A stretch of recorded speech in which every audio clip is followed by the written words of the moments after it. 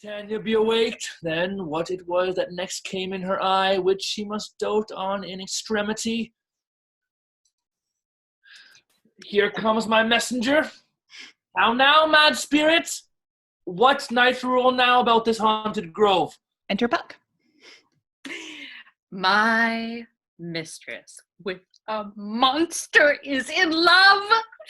Near to her close and consecrated bower, while she was in her dull and sleeping hour, a crew of patches, rude mechanicals that work for bread upon the Athenian stalls, were met together to rehearse a play intended for great Theseus' nuptial day. The shallowest, thick skin of that barren sort, who Pyramus presented in their sport, forsook his scene and entered in a break, when I did him at disadvantage take. An ass's knoll I fix it on his head.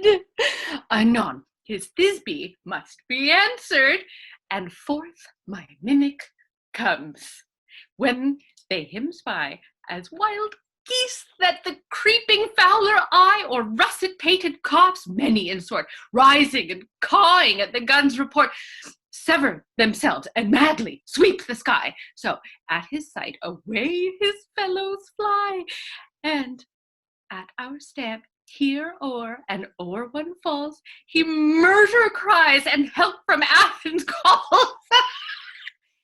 Their sense thus weak, lost with their fears thus strong, made senseless things begin to do them wrong, for briars and thors at their apparel snatch, some sleeves, some hats, some yielders all, some things catch. I led them on this distracted fear, and left sweet Pyramus translated there, when in that moment so it came to pass, Titania waked and straightway loved an ass. This falls out better than I could devise. But hast thou yet latched the Athenian's eyes with the love juice, as I did bid thee do? I took him sleeping, that is finished too, and the Athenian woman by his side, that when he waked, a force she must be eyed. Enter Hermia and Demetrius.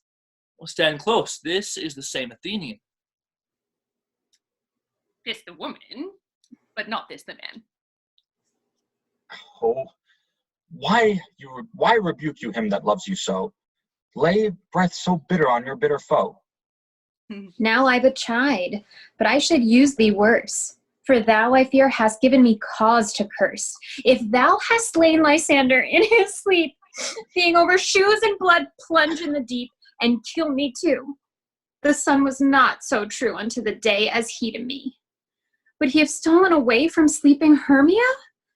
I believe as soon as this whole earth may be bored, and that the moon may through the center creep, and so displease her brother's noontide with Antipodes. It cannot be.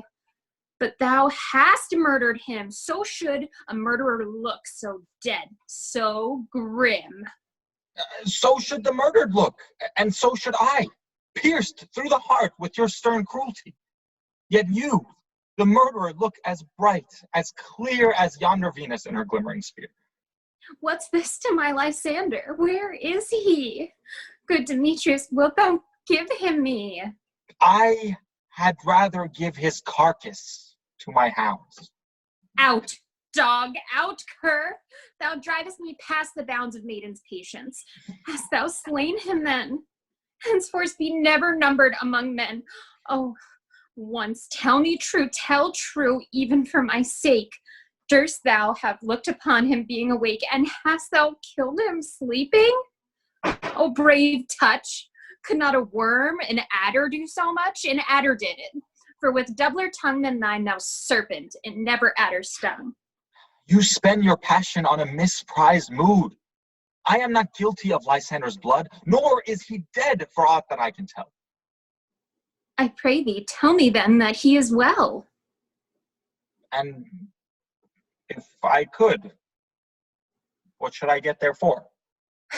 A privilege, never to see me more, and from thy hated presence part I so. See me no more, whether he be dead or no. Exit. There is no following her in this fierce vein. Hence, Oh, sorry. Here, therefore, for a while I will remain. So sorrow's heaviness doth heavier grow, for debt that bankrupt sleep doth sorrow owe, which now in some slight measure it will pay, if for his tender here I make some stay. Lies down and sleeps. What hast thou done? Thou hast mistaken quite, and laid the love juice on some true love's sight. Of thy misprison must perforce ensue some true love turned, not a false turned true. Then fate o'errules that one man holding troth, 1,000,000 fail confounding oath on oath. About the wood go swifter than the wind about, and Helena of Athens look thou find, all fancy sick she is and pale of cheer, with sighs of love that cost the fresh blood dear. By some illusion see thou bring her here, all charm his eyes gainst she do appear. I go, look how I go, swifter than arrow from the Tartar's bow. Exit. Flower of this purple dye, hit with Cupid's archery, sink in apple of his eye, when his love he doth espy, let her shine as gloriously as the Venus of the sky. When thou wakest, if she be by, beg of her for remedy. Re-enter park. Of our fairy band, Helena is here at hand, and the youth mistook by me, pleading for a lover's fee. Shall we their fond pageant see? Will these mortals be? Stand aside. The noise they make will cause Demetrius to wake. Then we'll two at once woo one.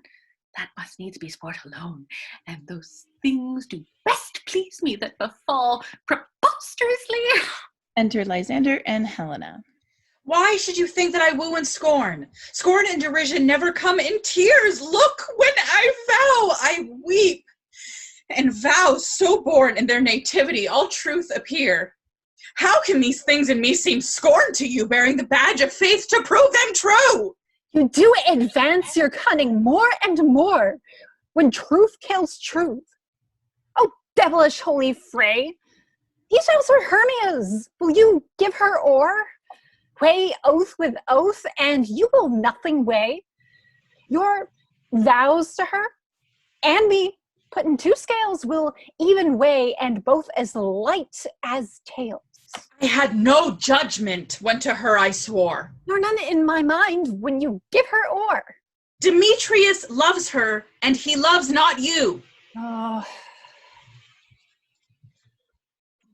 Oh, Helena, goddess, nymph, perfect, divine, to what, my love, shall I compare thine eyne?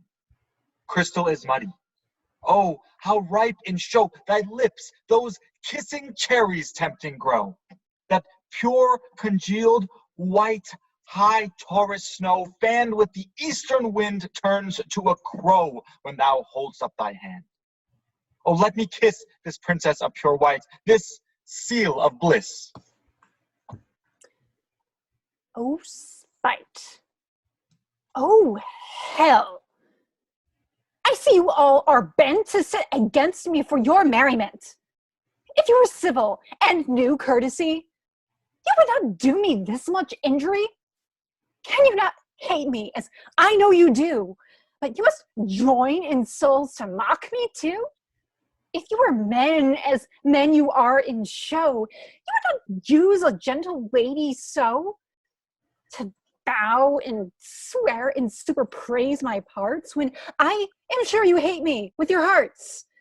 You both are rivals and love Hermia. Now both rivals to mock Helena?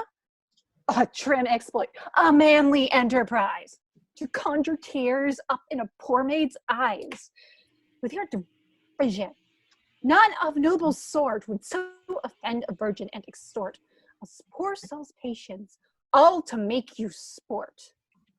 You are unkind, Demetrius. Be not so, for you love Hermia. This you know I know. And here, with all goodwill, with all my heart, in Hermia's love, I yield you up my part, and yours of Helena to me bequeath, whom I do love, and will do till my death. Never did mockers waste more idle breath. Lysander, keep thy Hermia. I will none. If ever I loved her, all that love is gone. My heart to her, but as guest wise sojourned, and now to Helen is it home returned, there to remain. Helen, it is not so. Disparage not the faith thou dost not know, lest to thy peril thou abate dear. Look, where thy love comes, yonder is thy dear. Dark night, from the eye his function takes, the ear more quick of apprehension makes. When it doth impair the seeing sense, it pays the hearing double recompense. Thou art not by mine eye, Lysander found, mine ear, I thank it, brought with me thy sound. But why unkindly didst thou leave me so? Why should he stay, whom love doth press to go? What love could press Lysander from my side? Lysander's love, that would not let him bide, fair Helena, who more engilds the night than all you fiery O's and eyes of light. Why seek'st thou me? Could not this make thee know the hate I bear thee made me leave thee so? You speak not as you think. It cannot be. Lo, she is one of this confederacy. Now I perceive they have conjoined all three to fashion this false sport in spite of me. Injurious Hermia, most ungrateful maid, have you conspired, have you contrived to bait me with this foul derision? Is all the counsel that we two have shared, the sisters' vows, the hours that we have spent, we have chid the hasty-footed time for parting us. Please, all forgot? All school days friendship, childhood innocence. We, Hermia, like two artificial gods, have with our needles created both one flower, both on one sampler, sitting on one cushion, both warbling of one song, in one key, as if our hands, our sides, voices, and minds have been incorporate. So we grow together, like to a double cherry seeming parted, but yet a union in partition. Two lovely berries molded on one stem, so with two seeming bodies, but one heart. Two of the first, like coats and heraldry, do but to one, and crowned with one crest. And will you rent our ancient love asunder? To join with men in scorning your poor friend? It is not friendly. It is not maidenly. Her sex as well as I may chide you for it, though I alone do feel the injury. I am amazed at your passionate words. I scorn you not. It seems that you scorn me. You would not, said Lysander, as in scorn, to follow me and praise my eyes and face, and made your other love, Demetrius, who even now did spurn me with his foot to call me goddess, nymph, divine and rare, precious, celestial. Wherefore speaks he this to her he hates? And wherefore doth Lysander deny your love so rich within his soul, and tender me, forsooth, affection, by your setting on, by your consent? What? Thought I be not so in grace as you, so hung upon with love, so fortunate, but miserable most, to love unloved, that you should pity rather than despise. I understand not what you mean by this. I do persevere, counterfeit sad looks, make mouths upon me when I turn my back, wink each at other, hold the sweet jape up. This sport, well carried, shall be chronicled. If you have any pity, grace or manners. You would not make me such an argument, but fare you well. 'Tis partly my own fault, which death or absence soon shall remedy. Stay, gentle Helena. Hear my excuse. My love, my life, my soul, fair Helena! Oh, excellent. Sweet, do not scorn her so. If she cannot entreat, I can compel. Thou canst compel no more than she entreat. Thy threats have no more strength than her weak prayers. Helen, I love thee. By my life, I do. I swear by that which I will lose for thee to prove him false that says I love thee not. I say I love thee more than he can do. If thou say so, withdraw, and prove it too. Quick, come. Lysander, whereto tends all this? Away, you footlicker! No, he'll seem to break loose. Take on as you would follow, but yet come not. You are a tame man, go. Hang off, thou cat, thou burr, vile thing, let loose, or I will shake thee from me like a serpent. Why are you grown so rude? What change is this? Sweet love. Thy love. Out, canker blossom, out, loathed medicine, hated poison, hence. Do you not jest? Yes, Sooth, and so do you. Demetrius, I will keep my word with thee. Oh, I would I had your bond, for I perceive a weak bond holds you. I'll not trust your word. What, should I hurt her? Strike her?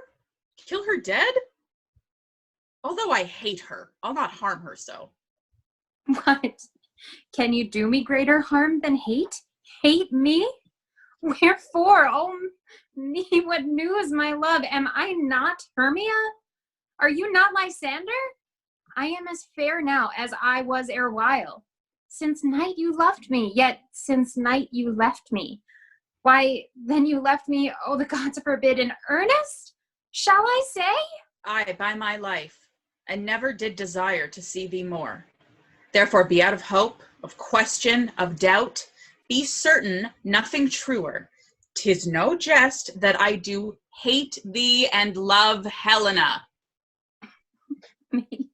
You juggler, you canker blossom, you thief of love. What, have you come by night and stolen my love's heart from him? Fine, in faith. Have you no modesty? No maiden shame? No touch of bashfulness? What? Will you tear impatient answers from my gentle tongue? Fie, you counterfeit, you puppet, you. Puppet? Why so? Aye, that way goes the game. Now I perceive that she hath made compare between our statures. She hath urged her height, and with her personage, her tall personage, her height, forsooth, she hath prevailed with him. And are you grown so high in his esteem? Because I am so dwarfish and so low? How low am I, thou painted maypole? Speak, how low am I? I am not yet so low, but that my nails can reach unto thine eyes. Oh, I pray you, though you mock me, gentlemen, let her not hurt me. I was never cursed. I have no gift at all in shrewishness. I am a right maid for my cowardice. Let her not strike me. Perhaps they think because she is something lower than myself that I can match her. Lower? Hark again? Oh, good Hermia, do not be so bitter with me. I evermore did love you, Hermia. Did ever keep your counsels, never wronged you. Save that in love unto Demetrius, I told him of your stealth into the wood. He followed you. For love, I followed him. But he hath chid me hence and threatened me to strike me, spurn me, nay, to kill me too.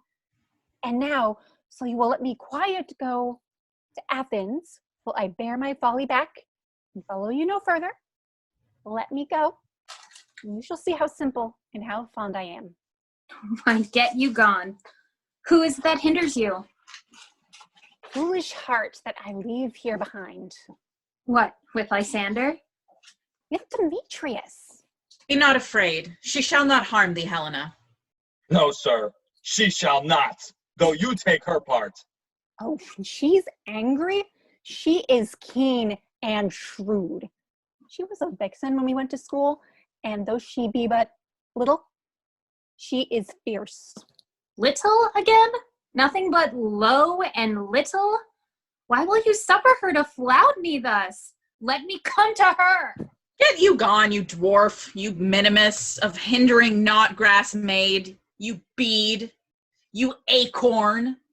You are too officious in her behalf that scorns your services. Let her alone. Speak not of Helena. Take not her part, for if thou dost intend never so little show of love to her, thou shalt abby it. Now she holds me not. Now, follow, if thou darest, to try whose right of thine or mine is most in Helena.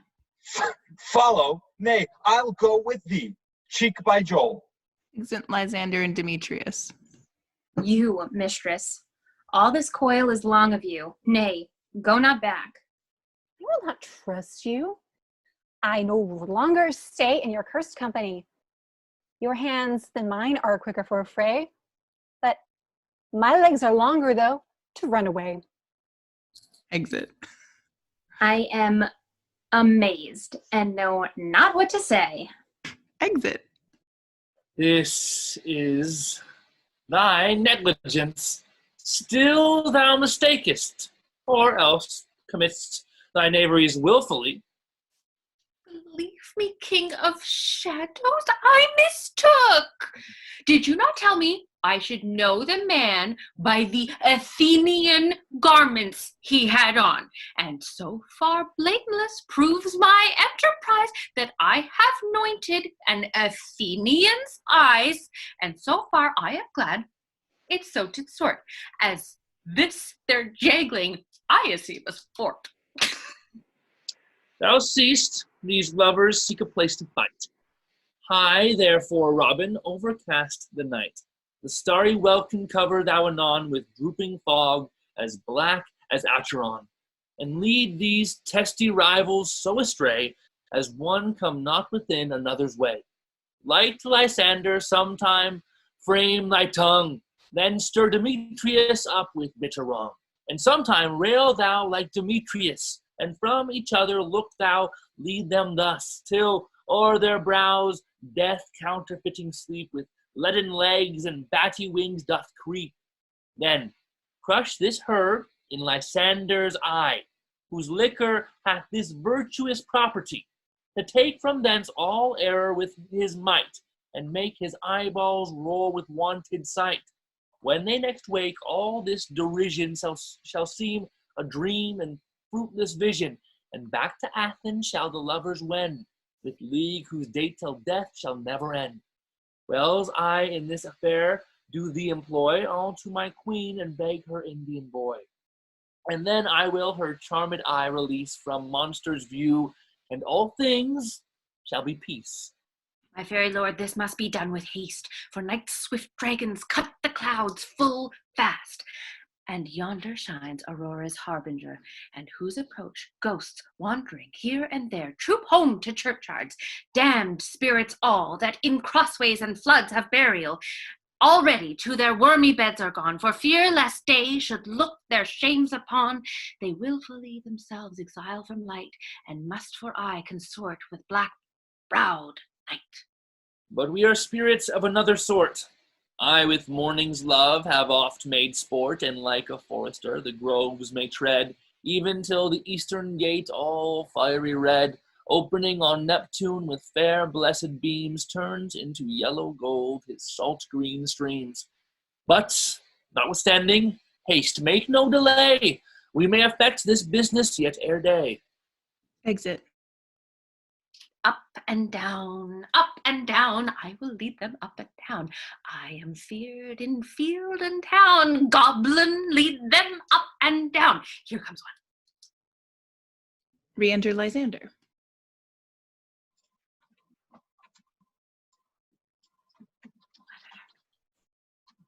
Where art thou, proud Demetrius? Speak thou now.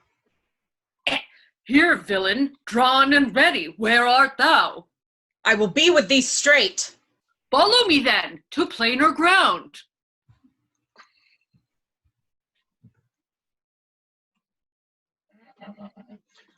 Exit Lysander as following the voice. Re-enter Demetrius. Sorry. Lysander, speak again. Thou runaway, thou coward, art thou fled? Speak! In some bush, where dost thou hide thy head? Thou coward, art thou bragging to the stars, telling the bushes that thou lookest for wars, and wilt not come? Come, recreant, come, thou child, I'll whip thee with a rod. He is defiled that draws a sword on thee. Hey, art thou there? Follow my voice. We'll try no manhood here. Exit. Re-enter Lysander. He goes before me and still dares me on. When I come where he calls, then he is gone. The villain is much lighter heeled than I. I followed fast, but faster he did fly. That fallen am I in dark, uneven way, and here will rest me. Come, thou gentle day, for if but once thou show me thy grey light, I'll find Demetrius and revenge this spite. Sleeps. Re-enter Puck and Demetrius. Ho, ho, ho, coward, why comest thou not? Abide me if thou darest. For well I wot thou runnest before me, shifting every place, and darest not stand, nor look me in the face. Where art thou now? Come hither, I am here. Nay then, thou mockest me. Thou shalt buy this deer, if ever I thy face by daylight see. Now, go thy way. Faintness constraineth me to measure out my length on his cold bed. By day's approach, look to be visited. Lies down and sleeps. Re-enter Helena. Oh, weary night. Oh, long and tedious night. Abate thy hour. Shine comforts from the east, and that I may make it back to Athens by daylight. These that my poor company detest, and sleep that sometimes shuts up sours, I steal me a while from mine own company. Lies down and sleeps. Get but 3. Come one more. 2 of both kinds makes up 4. Here she comes. Oh, cursed and sad. Cute as a knavish lad. Thus to make poor females mad. Re-enter Hermia.